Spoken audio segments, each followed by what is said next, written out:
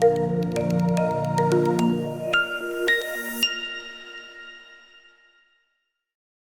penonton, kita ketemu lagi di podcast Akal Sehat Pas. Kali ini saya akan mengundang, saya sudah di kantor kami sudah hadir seorang anak muda, 16 tahun, bernama Kate Victoria Lim Iya, atau KT. Kate aja, Pak. Karena tapi di sekolah kamu dipanggilnya KT. Iya, nggak tahu mungkin karena susah kali manggil Kate, jadi manggilnya Oke. Kate. Ya, jadi buat para penonton yang mungkin bertanya-tanya kenapa saya mengundang anak semuda ini adalah karena begini. Kate ini mengejutkan ketika dia menantang Kapolri. Betul ya? Kapolri untuk berdebat. Iya, Tapi tentangnya ini yang penting. Kate ini mengajak Kapolri berdebat tentang kasus hukum yang menjerat ayahnya Alvin Lim. Ya kalau Anda masih ingat, Alvin Lim ini adalah salah seorang lawyer, advokat yang sangat kritis, bersuara sangat keras tentang banyak hal, tentang ketidakadilan, dan barangkali karena justru perjuangan beliau ini, dia mengalami kesulitan sekarang. Ya, ayah dari Kate ini, Alvin Lim ini sekarang sedang berada di mana kira-kira? Tolong ceritakan kepada kami. sedang berada di tahanan, Tahanan dan dalam dia kondisi dalam kondisi gagal ginjal, sakit kronis. Kesehatannya udah, ya dia udah muntah-muntah setiap hari. Terus udah lemas, apalagi harus seminggu 3 kali cuci darah. Jadi pasti lemas, kelayangan, terus kakinya juga udah mulai kurus, ya udah sakit parah sih, fatal. Dokter bahkan sampai bilang probabilitas hidup 2 tahun gitu. Oke, karena gagal ginjal itu. Iya, tapi ada juga penyakit lain, gagal jantung juga sebenarnya ada. Gagal Cuman ginjal. yang parahnya tuh gagal ginjalnya. Ada diabetes juga, hipertensi, paru-paru basah, tapi ya paling ini gagal ginjal. Oke. Nah, itu di tahanan atau di rumah sakit? Di rumah sakit, tapi yang buat tahanan. Oke. Jadi ada rumah sakit khusus buat tahanan. Untuk tahanan, ya. Beliau sekarang ada di sana. Iya. Sudah berapa lama ayahmu itu ada di rumah sakit? Sudah lebih dari 6 bulan begitu? Kayaknya udah ya sekitar 6 bulanan lah di sana. Di sana ya, sudah 6 Iya. bulanan berada di sana. Nah, sekarang kita kembali kepada yang tadi Kate lakukan ya. Iya. Kan jarang sekali ada orang seusiamu itu sampai berani untuk mengatakan kita debat yuk Pak Kapolri, ya. Nah, kenapa Kate lakukan? Karena rasanya saya jujur agak jengkel ngelihat hukum tuh seperti ini. Karena jadi saya jelasin ya tentang kasus ITE. Silakan. Ayah saya. Ya. Jadi ceritanya tuh ayah saya punya klien, dan kliennya ini Oke, sebentar ya. Alvin Lim, ayahmu itu adalah seorang lawyer ya. lawyer, pengacara. Punya klien. Nah, kliennya ini mobilnya disita oleh oknum jaksa lah kita sebut. Karena Saya tidak tahu jelas karena apa, cuman waktu itu mobilnya disita. Oke. Mobilnya disita oleh oknum jaksa. Nah, kan terus pokoknya ada orang leasing yang mau bantuin buat biar dapat mobilnya balik gitu. Nah, terus kata si orang leasing ini kontekan langsung sama jaksanya yang nyita. Sama gitu. jaksanya? Iya, yang menyita. Perlu saya sebut namanya nggak usah ya? Jangan. Nggak usah, oke udah. Sama jaksa yang nyita. Nah, jaksa itu bilang ya udah boleh mobilnya nanti dibalikin. Kan leasing ini ngurus buat pinjam sewa pinjam pakai kan. Terus di jaksanya ini bilang ya udah tapi bayar dulu, kasih duit dulu, nanti baru mobilnya dibalikin gitu katanya. Oke. Ke si leasing ya? Iya, ke si leasing. Nah, si leasing ini minta duitnya ke kliennya. Ke klien ayah. Tapi habis itu pas duitnya diambil, leasingnya udah ngasih ke jaksanya. Nggak dibalikin duitnya, mobilnya nggak dibalikin. Oke. Jadi dianggapnya itu pemerasan. Oke. Gitu kan. Nah, diulang ya. Jadi si klien ayah Anda itu iya. sudah bayar kepada si perusahaan leasing. Si orang leasing itu mengaku juga sudah membayar ke si jaksa. Tapi mobil nggak pernah balik. Dan ada juga orang leasing ini ngomong sendiri, ada bukti rekamannya sama screenshot chatnya ada Dengan si dengan jadi oknum jaksa. bukan, jadi Oh, kita yang ngomong sama orang leasingnya bilang kalau dia udah ngasih duit gitu, udah Oke. ngomong ya udah ada buktinya. Terus ya karena itu klien ini merasa ya duitnya dicuri dong, jadi dia pakai ayah saya buat jadi menuntut. untuk menuntut, iya, ngelaporin di Jakarta Utara, laporin atas pemerasan. Sorry, Kate ingat nggak uang yang dibayarkan tuh berapa? Enggak, saya nggak Nggak ingat, ya? nggak Oke. tahu. Tapi pokoknya ada uang yang keluar lah, beberapa juta gitu. Ya. Terus ya udah karena itu, dan untuk membela kepentingan kliennya, ya pokoknya ayah saya tuh kalau belain orang tuh, ya saya juga nggak tahu kenapa sampai mati-matian banget. Jadi dia kan ada podcast, nah dia bikin di video tuh dia ceritain tentang Sorry, ulang lagi ya. Jadi si klien itu ngomong sama ayahmu, iya ya. Terus ayahmu itu ngomong ke leasing atau ke jaksanya nggak? dilaporin. Dilaporin. Iya Artinya dilaporin tuh artinya si Pak Alvin ini ngelaporin melapor. jaksanya atas pemerasan. Melaporkan si jaksa itu Jaksanya. ke polisi. Iya, Oke. gitu. Atas tuduhan melakukan pemerasan. Iya. Siap. Terus? Iya, terus setelah itu nggak ngelaporin doang, dia juga cerita ke media di video Quotient, ada di YouTube Quotient TV. Dia cerita di situ. Dia cerita kejadian pemerasan yang dialamin kliennya. Terus kan itu juga ada buktinya kan, apa si orang leasingnya juga bilang sendiri. Jadi ya terbukti. Nah karena itu si jaksanya ini ngelihat video itu. Video yang ayah saya ceritain yang tentang si jaksa ini meres duit kliennya. Kan di situ nyebut nama jaksanya kan. Dia sebut. Ya dia sebut. Nah jaksanya ngerasa namanya dicemarkan. Karena disebut oleh ayahmu. Iya. Sorry, Quotient TV itu adalah sebuah channel TV, Channel YouTube milik punya kantor hukum. kantor hukumnya ayahmu ya. Iya. Ya, jadi kantor ayahmu punya channel YouTube, disitulah ayahmu bercerita Iya. tentang pemerasan ini. Iya, tentang pemerasan. Dan untuk itu dia menyebut nama si jaksa yang karena laporannya nggak jalan-jalan soalnya waktu itu, dan 6 bulan nggak jalan. Sudah 6 bulan dilaporkan ke polisi, nggak ada perkembangan. Iya, nggak ada perkembangan. Karena itulah dia cerita. Oke. Nah, terus udah tuh dilaporin sama si jaksanya kan.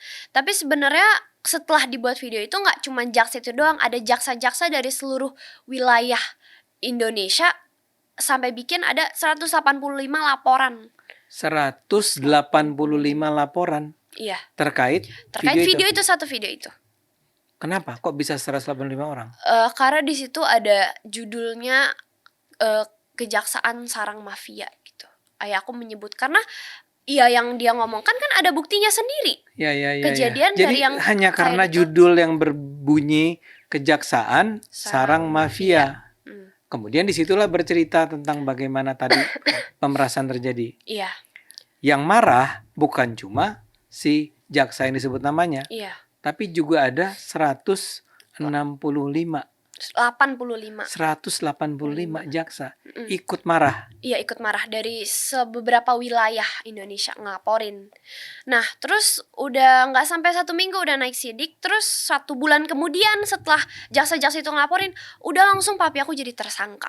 Padahal yang klien itu kan orang merasa dicemarkan nama baiknya kan kerugian imaterial. Kalau yang si kliennya diperas itu kan udah kerugian uang kan. Oh, yang uangnya tadi itu udah dirugikan kan. Yang kasus uang yang nggak balik itu ya. Iya, yang itu 6 bulan nggak jalan. Terus ini yang baru 1 bulan karena jaksa yang laporin, udah langsung papi aku jadi tersangka. Padahal dia membela kepentingan kliennya. Iya, dia ngomong begitu. Iya. Dalam rangka membela kepentingan kliennya. Iya, dan seharusnya kan ada hak imunitas advokat, ya kan Pak? Harusnya kan dia nggak bisa, pengacara nggak bisa dipidanakan karena lagi menjalankan tugasnya. Kecuali dia ngomong sembarangan ya. Iya. Kalau ini kan ada kasusnya. Iya, ada kepentingan untuk membela kliennya. Oke. Lalu 1 bulan kemudian sudah dijadikan tersangka. Lalu bahkan waktu itu ada dari kepolisian yang mau meriksa BAP ayah saya terkait kasus ITE ini. Kan ayah saya kondisinya lagi sakit, dia gagal ginjal, udah cuci darah di rumah sakit, udah tidur aja setiap hari. Karena ya gimana, dia lemes, sakit kan, orang sakit namanya, udah sering muntah-muntah juga. Tapi kita udah kirimin kan surat sakit nih, nggak memungkinkan buat BAP. Nah tapi si dari kepolisian ini maksa buat meriksa, sampai-sampai rame-rame tuh datang ke rumah sakit. Terus Polisi? Iya, polisi rame-rame datang ke rumah sakit, terus maksa buat meriksa BAP. Kita udah bilang nggak bisa, nggak memungkinkan, orangnya lihat sendiri. Dan bahkan pas orang itu datang, papi aku juga muntah langsung di depan mereka. Tapi mereka tetap maksa mau BAP, dan ya akhirnya BAP. Tapi papi saya karena ya mungkin dia juga pusing, kayaknya namanya orang sakit, udah kayak orang sekarat gitu. Ya dia diem aja kan, karena dia mungkin dia juga nggak jelas dengernya denger apa. Jadi orangnya nanya, jawab sendiri. Maksudnya? Jadi dia nanya, apakah bapak bersedia untuk diperiksa gitu misalnya. Terus papa saya kan diem doang kan, cuman kayak ngeliat doang, matanya setengah kebuka setengah tutup. Terus dia bilang, saya anggap itu sebagai ya pak gitu. Jadi dia nanya sendiri, jawab sendiri, saking sebegitunya. Ada juga lagi yang terkait kasus ITE ini. Pas ayah saya lagi cuci darah di rumah sakit, kalau itu kan di kamar. Nah ini yang di tempat buat cuci darah itu ada kepolisian juga datang mau nge-BAP juga. Jadi mereka udah mencoba sampai berkali-kali buat nge-BAP bapak saya, padahal kan orang lagi sakit ya. Terus pas mereka datang, mereka bawa nih dokter juga dari kepolisian. Jadi bawa dokter sendiri nih, mungkin mereka skeptis nggak percaya, jadi mereka bawa dokter sendiri. Pas dokter itu cek tensi ayah saya udah tinggi. Terus dokternya udah bahkan bilang, iya ini sakit, orang sakit udah gagal ginjal. Tapi kepolisian yang datang malah minta, oh ya udah minta surat keterangan sehat biar bisa BAP. Dia mintain surat keterangan sehat ke dokternya. Ke dokternya? Iya. Lalu dokternya? Ya kita dari pihak kita bilang jangan, orang-orangnya sakit, jadi ya nggak dikasih. Dia minta tuh ke dokter rumah sakit itu gitu. Sampai sebegitunya, hanya karena laporan dari jaksa. Padahal laporan ayah saya sendiri aja nggak ditindaklanjutin. Yang kasus Iya. pemerasan tadi ya? Iya, bahkan kenapa maksudnya sampai kan orangnya lagi sakit, kenapa nggak dikasih waktu istirahat dulu biar dia bisa sembuh. Nah setelah udah sembuh, kondisi yang memungkinkan, ya mau BAP ya boleh. Kenapa harus sampai sebegitunya memaksa? Di mana kemanusiaannya? Iya. Saya paham. Artinya kan sebetulnya apa kekhawatirannya? Polisi bilang nggak kenapa sampai sebegitunya? Ya enggak sih, mereka nggak ngomong apa, mereka cuma datang ya maksa buat BAP. Ya di mata saya terlihatnya ya seperti itu. Ini kepolisian mana sih? Mabes. Oke. Ini agak mengherankan ya. Terus, nah karena itulah kemudian Kate ini anak berapa bersaudara? Aku anak tunggal. Anak tunggal. Ayahmu ditahan lah, bukan di penjara ya, ditahan ya. Ditahan. Sekarang ini kan ditahan. Nah, kemudian boleh nggak cerita apa aja yang kamu lakukan kemudian? Apa aja yang saya lakukan setelah itu? Setelah ditahan atau setelah yang kasus yang setelah polisi ngedatengin ayah saya? Oke, coba dari yang setelah polisi mendatangi ayah Anda. Ya kan saya lihat sendiri dengan mata saya gimana polisi nggak menganggap hak asasi manusia itu ada.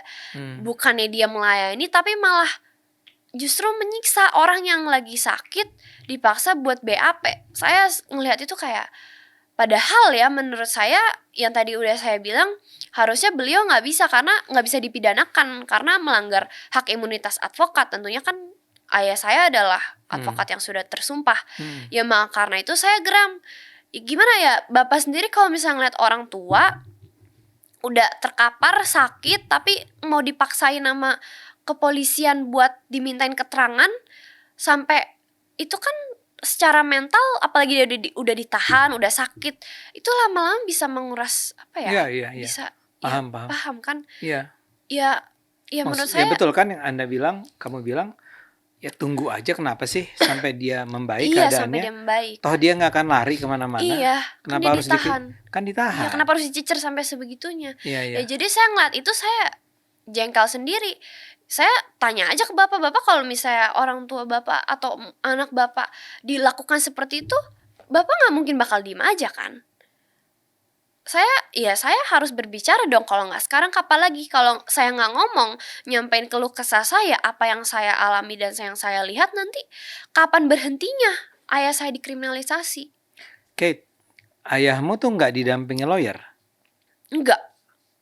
Pas waktu BAP nggak didampingin lawyer karena kita kan anggapannya oh ya mereka udah nerima surat. Ya udah. Tiba-tiba mereka rame-rame datang. Ya kita nggak. Tapi punya nggak lawyer? Ada. Sebetulnya Ada kan? punya lawyer?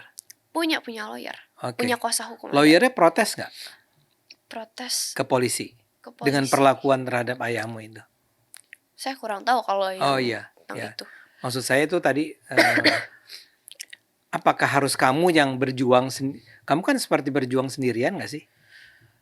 Ya kita sama-sama rame-rame sih. Saya kan juga kalau ngomong kemana saya juga minta ini juga dari kuasa hukum. Saya tanya juga tentang hukumnya ini tuh gimana, kasus ayah saya gimana, saya tanya. Apalagi kan dari kecil tuh ayah saya kan pengacara ya. Jadi saya juga sering ikut-ikut ayah saya kalau misalnya ngomong sama klien atau dia tuh sering banget malam-malam masih nelfon sama klien. Oke. Jadi saya juga Nanti sering dengar. kamu cerita ya soal itu ya, soal kamu dan ayahmu. Tapi saya mau tanya Iya. dulu yang soal kasus ini. Jadi setelah kamu melihat nggak beres nih ya, nggak Iya. adil dong nih, kamu ngomong ke polisi nggak? Ngomong ke polisi. Ya Untuk bilang, Pak jangan gitu dong, anak ayah saya kan lagi sakit gitu. pas yang polisi tuh datengin. Saya langsung kayak pas ayah saya mau berdiri buat ya iniin ke polisi ya, dia hampir jatuh terus muntah-muntah. Nah, saya khawatir sama papa saya, terus papa bilang, Papi kenapa ini nggak apa-apa? Ya pokoknya saya lebih fokus untuk mengurus ayah saya sih karena saya khawatir sama keadaannya. Oke. Terus kemudian kapan Kate mulai bicara keluar? Bicara keluar Maksudnya adalah kayak sekarang nih. Kan saya tahu juga sebelum ini Kate udah diundang atau bicara di ada acara podcast yang lain, ngomong di media. Tadi siang saja kalau nggak salah Kate baru bikin konferensi pers ya. Iya. Di Mabes Polri. Nah, pertanyaan saya, kapan Kate mulai berjuang? Merasa bahwa ya deh gue harus ngomong nih ke banyak orang. Pas ayah saya ditahan. Ditahan? Kamu pas melakukan mulai apa? ditahan. Pas mulai ditahan pun sebelum malam dia ditahan. Malam ditahan udah mulai ngapain? Saya bikin video. Bikin video? Iya, kan ada ayah saya malam ditahan, saya ngomong ke orang untuk kasih tahu kalau ayah saya ini ya dia pengacara yang baik dan jujur gitu. Kenapa? Karena dia menjadi pengacara yang nggak mau kotor dan nggak mau korup, malah dia ditahan, dibungkam. Saya nyampain itu pas malam dia ditahan. Itu langsung. Melalui apa? Melalui kanal YouTube juga? YouTube juga, YouTube kantor. YouTube kantor itu kamu ngomong. Terus setelah kamu ngomong di YouTube kamu? Setelah saya ngomong itu, saya nggak tahu ya, pokoknya kan tiba-tiba yang nonton langsung banyak kan. Nah, jadi karena itu saya diundang ke podcast gitu. Di mana contohnya? Contohnya satunya di Uya Kuya ada. Iya, Uya Kuya saya dengar. Refli Harun juga. Pas ditahan, iya. Oke. Terus kamu juga berjalan kemana-mana gitu enggak? Jalan kemana-mana Misalnya maksudnya? ngomong ke kamu mengunjungi media, kamu enggak? Artinya kamu enggak bikin konferensi pers, kamu enggak? Oh iya, saya juga ada ya bikin konferensi pers, pernah ada. Sampai akhirnya setelah itu semua, kenapa akhirnya sekarang kamu bikin menantang Kapolri? Ya karena saya ngeliat kejadian yang itu, yang ayah saya yang udah sakit terkapar di kasur tapi masih dipaksa untuk diperiksa sama kepolisian. Ya setelah itu ya saya jadi makanya saya mau menebatkan tentang kasus itu ayah saya. Gitu. Dia udah berapa lama sih dia ditahan? Udah mau hampir 1 tahun. Oh, udah cukup lama ya. Dan itu selalu dalam keadaan sakit itu? Mulai ketahuannya itu pas beberapa bulan setelah ditahan. Sebelumnya kita nggak tahu dia ada gagal ginjal. Tapi setelah beberapa lama di dalam tahanan, ya mulai ketahuan, ya baru setelah itu sakitnya memburuk karena dia gagal ginjal. Dan yang pada saat itu juga kita nggak bisa dapat perawatan medis yang cukup karena kan dalam tahanan. Ya. Kalau misalnya mau ke rumah sakit atau apa kan harus diantar, harus dikawal. Ya. Jadi susah juga kalau misalnya dia tiba-tiba kenapa di sana. Jadi makanya sekarang udah di tahanan yang buat rumah sakit yang buat tahanan. Rumah sakit buat tahanan, ya. Iya. Udah ada jawaban nggak dari Kapolri? Belum, saya belum menerima respon. Belum menerima respons. Jadi yang tadi siang itu Anda adalah kamu itu bikin konferensi pers untuk apa? Untuk memberikan, jadi saya berikan surat resmi tantangan debat ke Mabes gitu. Tadi itu? Iya. Jadi kamu bawa? Iya, bawa. Kamu bawa itu terus kamu Iya. bikin konferensi pers? Iya. Oke. Kate, bisakah kamu ceritakan tentang hubunganmu dengan ayahmu? Kamu anak tunggal yang sangat dekat sama ayah. Ya karena saya satu-satunya yang paling saya pasti paling deket lah Pak. Ya enggak, ya bisa aja kan ada anak-anak yang tidak cukup dekat sama ayahnya.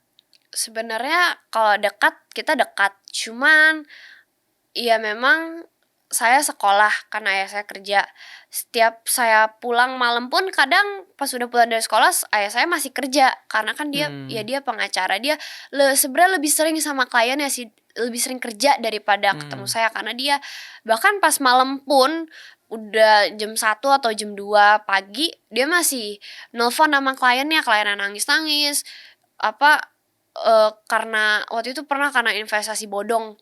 Jadi kayak mama dari klien ini masuk rumah sakit terus dia nelfon ayah saya sambil nangis-nangis, terus ayah saya karena itu ya dia sempat ada ngasih duit buat biaya pengobatan mamanya si klien itu. Pokoknya Jadi ayahmu yang kasih duit? Iya. Oke. Ya menurut saya dia pengacara yang baik sih. Ya. Bukan cuman ya menurut saya ayah saya pengacara yang jujur, baik, dia nggak nerima suap. Dia pernah ditawarin suap sama oknum penjahat buat ngelepasin kasus 3M. Dia tolak. Ditawari 3M dan ditolak? Iya, ditolak. Oke. Karena dia mau, ya dia bilang, aku bilang, "Papi emang kenapa nolak? Kan bisa aja kan papi ambil," gitu kan. Aku bilang, kalau papi punya pikiran jahat, kenapa, maksudnya kayak aku nanya aja gitu, kenapa papi mikir buat tetap ngebela kliennya, padahal kan ya bayarannya juga nggak seberapa gitu kan, kenapa dibanding yang ditawarin. Terus katanya ya papi kasihan lah ngelihat klien yang kehilangan duit ditipu penjahat kayak gitu. Terus ya karena itu ya nggak diterima, jadi dia lebih memilih, karena katanya kalau membuat suatu kebaikan itu tuh nggak perlu balik ke kita juga gitu. Jadi yang penting kita ngelakuin itu kita udah happy gitu. Papa saya bilang kalau misalnya sayang ya nggak perlu timbal balik, yang penting ya kitanya sayang terhadap rakyat itu gitu, kata papi saya gitu. Tapi kan karena itu akhirnya papimu nggak dapet. Iya. Karena papa saya lebih ngebela masyarakat yang tertindas, makanya dia sekarang di dalam. Sedih ya? Iya. Sedih ya? Ya. Tapi yang kasus tadi yang misal investasi bodong, Iya. Itu yang dilakukan oleh ayahmu apa? Awal-awal nerima kasus investasi bodong tuh saya ingatnya dulu tuh masih dikit, paling kayak baru 3 atau 4 ya, pas masih awal-awal. Itu belum begitu viral di media yang tertipu investasi bodong. Tapi setelah ayah saya dapat klien itu, nah dia mulai teriak nih buat yang korban-korban itu. Dia bikin demo di istana, demo pocong di istana. Siapa? Ayah saya. Demo pocong, jadi kayak ada pocong gitu, terus ya nunjukin kelukasannya lah. Terus ya setelah... Sorry, gimana si ayahmu? Iya. Kliennya berapa nih? Kliennya baru dikit. Tapi dia kurang dari 10 lah. Karena dia nggak puas, dia bikin demo? Iya, dia lapor tapi laporannya nggak jalan. Ya karena itu Polisi. iya Ya. nggak jalan pas saat itu. Terus kan belum viral. Ya ayah saya yang bikin kasus investasi bodong itu mulai dapet atensi. Nah karena itu mulai banyak juga nih klien yang mau jadi ayah saya jadi kuasa hukum mereka gitu. Akhirnya tahu nggak berapa banyak? Sekarang udah, kalau di kan waktu itu ada investasi bodong yang Indosure itu kan. Oh, yang Indosuri. Kalau ya, yang ya. dihitung sama investasi bodong lain-lain itu ada udah sampai ribuan sih Ribuan kliennya. klien untuk kasus-kasus ini. Iya. Itu sepengetahuanmu sukses nggak ayahmu? Menurut saya sih iya, karena kan sekarang yang pelaku investasi bodong itu boleh sebut gak boleh ya Nama. nama. Orangnya sudah Udah ditahan. Oh udah, kalau itu boleh. Dia yang Henry Surya itu kan dia udah ditahan sekarang. Ya, itu gara-gara karena ayahmu. ya awal-awal kan di kasus itu belum nggak dapat atensi sama sekali. Yang pas masih yang saat ayah saya belum mulai teriak vokal tentang itu. Itu menurut saya salah satu bantuan dari ayah saya juga karena dia teriak tentang itu. Jadi karena itulah sekarang ayahmu itu di law firm-nya itu, di perusahaan hukumnya itu ada kanal YouTube sendiri ya? Ada. Karena menurut dia no viral no justice. Kalau misalnya orang nggak tahu, ya nggak ada bisa dapat istilahnya keadilan. keren ya, no viral no justice. Oke, karena itu dia setiap kali ada kasus diangkat. Iya, diangkat biar dapat atensi dari masyarakat. Ya, yang istilahnya kepolisian mulai gerak karena masyarakat mantau gitu. Sayangnya dalam kasus yang terakhir ini justru karena dimunculkan di Iya, karena kita teriak, kita ngomong, kita vokal, malah gitu. Iya, nggak adil ya. Iya. Kamu juga belajar dari ayahmu bahwa tadi no viral no justice itu. Iya, terbukti sekarang. Iya. Seperti itu. Karena waktu pas awal-awal juga pas dia mau ke rumah sakit itu dipersulitkan untuk mendapat perawatan medis, susah. Nah, terus masih dipaksa buat BAP itulah. Tapi setelah waktu itu saya mulai bicara tentang kondisi ayah saya gimana ke beberapa podcast. Terus waktu itu sempat bikin ada berita juga banyak. Nah baru setelah itu ayah saya dipindahin ke rumah sakit. Jadi ada juga efeknya dari no viral no justice. Di beberapa kasus juga terlihat. Karena itulah ada efeknya. Kamu sekarang mau bercita-citanya jadi apa? Pengacara. Oh, pengacara. Iya. Kamu nggak kapok tuh ngeliat ayahmu diperlakukan seperti itu? Iya. Saya pernah nanya ke ayah saya, Papi lihat deh kondisi Papi sekarang. Udah kayak gini. Nanti pas Papi keluar, Papi masih tetap mau teriak-teriak gak? Oh ya harus dong. Soalnya kata dia ya yang tadi dia bilang, kita jangan mengharapkan ada istilahnya ada timbal baliknya untuk kita. Kita ngelakuin karena kita cinta dan sayang. Katanya ayah saya, ya dia kasihan ngelihat banyak masyarakat ya. Dia bilang, justru harusnya kamu mikir, Papi aja yang pengacara bisa diginiin, gimana masyarakat yang lain? Pasti lebih sengsara mereka. Jadi itu menjadi motivasi ayah saya buat membantu orang gitu.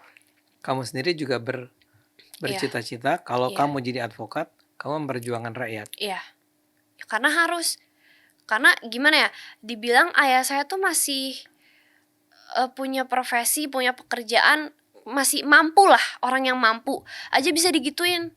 Pasti banyak juga orang yang nggak punya akses, misal ke podcast, kemana. Kalau saya kan bisa ngomong nih di sini nih, bisa istilahnya bisa dapat atensi juga dari masyarakat. Pasti ada banyak orang yang dikriminalisasi, tapi mereka bingung mau gimana. Kamu sendiri nggak takut?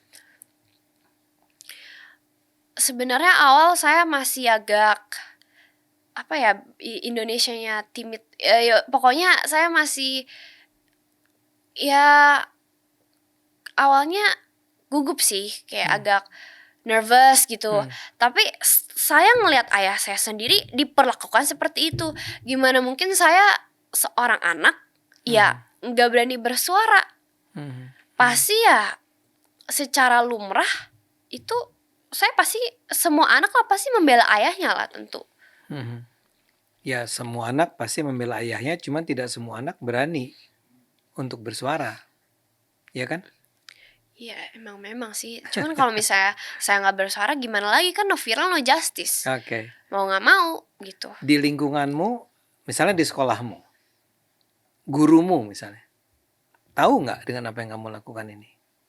Tahu. Yang ini maksudnya yang saya ngomong di podcast gitu tentang ini itu. Ngomong di podcast, memperjuangkan, Tahu. nemenin ayahmu, tahu Tahu. apa yang mereka katakan? Iya, ya ada yang bilang semangat Kit gitu, keren gitu. Ada juga yang bilang aku katanya pintar ngomong, terus dimasukin ke tim debat gitu. Iya. Tapi ada yang sinis nggak? eh nggak ada sih. Kalau yang aku dengar atau lihat, ya nggak tahu yang di belakang aku gimana. Tapi ya. Gurumu ada yang dukung? Ya, yang ngomong ke aku sih ada beberapa, kayak ya yang tadi aku bilang semangat gitu. Oh, itu guru. Terus ya. ada juga yang nanya, papa kamu emang kenapa? Kok di berita katanya sakit gitu. Ya. Kate, ini saya terima kasih loh kamu mau datang ke sini dan men-share cerita ini. Kita cuman bisa mendoakan nih ya, sebesar-besarnya agar kayak tadi kan, no viral no justice. Jadi justice-nya bisa benar-benar ditegakkan. Ya. Dan saya kagum sekali dengan perjuanganmu. Mudah-mudahan ini jalannya nanti terbuka lah. Oke, Kate. Terima kasih ya. Makasih. Para penonton, itulah pembicaraan kita dengan Kate Victoria Lim ya, yang menurut saya seharusnya menjadi inspirasi buat kita semua tentang bagaimana pentingnya memperjuangkan terus-menerus keadilan. Kebetulan Kate yang sedang dia perjuangkan lah ayahnya. Tapi kita semua harus care dengan Kate, care dengan Pak Alvin Lim ya. Take care ya. Iya, Good luck makasih. semua. Terima kasih penonton. Sampai ketemu lagi.